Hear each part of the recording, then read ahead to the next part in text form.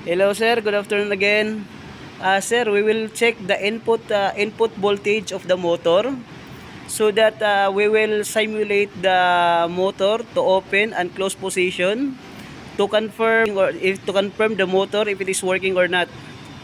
Okay?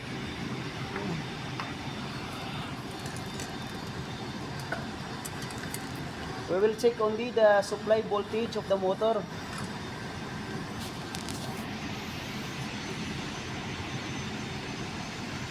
So this terminal for the input supply of the motor.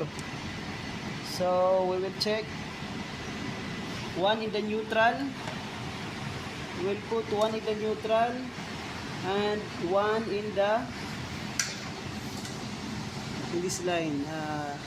Voltage input of the motor is 220 volts.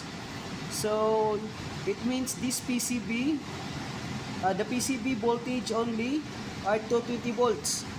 So there's no problem even we direct this one into the motor. So the purpose of this is to check first the voltage before we simulate. Okay?